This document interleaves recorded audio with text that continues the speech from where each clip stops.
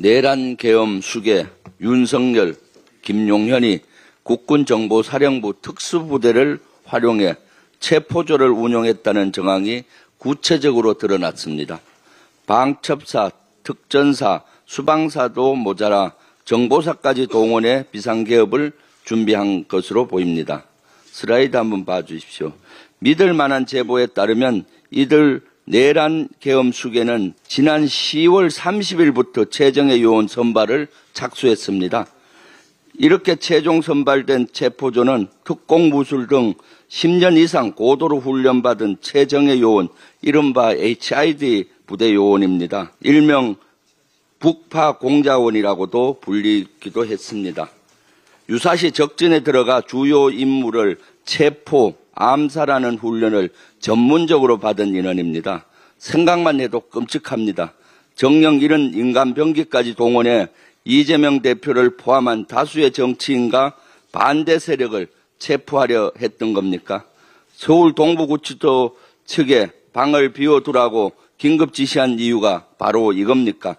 체포 과정에서 저항하면은 암살이라도 감행하려 했던 겁니까? 민주주의의 근간을 뒤흔드는 역사의 후퇴입니다. 특히 도표에서 보듯이 이들 인간병기는 지난 11월 7일부터 14일까지 부대 대기 명령을 받았다고 합니다. 휴가 가지 말고 대기하고 있으라는 명령이었습니다. 심상치 않는 대목입니다. 당시 계엄 추진이 여의치 않자 체포조 작전을 보류한 건 아닌지 의심이 듭니다.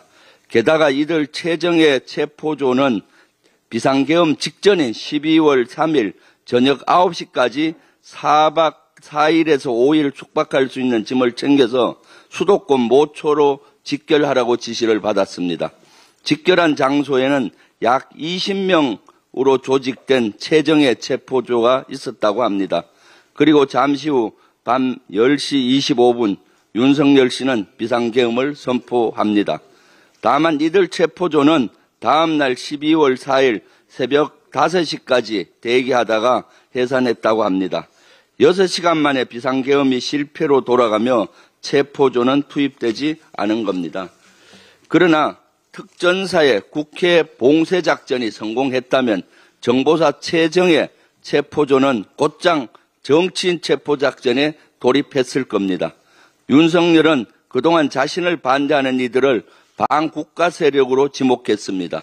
그러면서 비상계엄을 통해 이들을 대상으로 끔찍하고 무자비한 작전을 감행하려 했던 것으로 추정됩니다. 2024년 대한민국에서 상상도 못할 일이 벌어진 겁니다. 윤석열의 직무를 지금 당장 정지시켜야 합니다.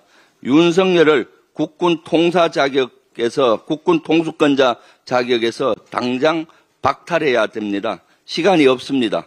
국민이 불안합니다. 국민이 위험합니다.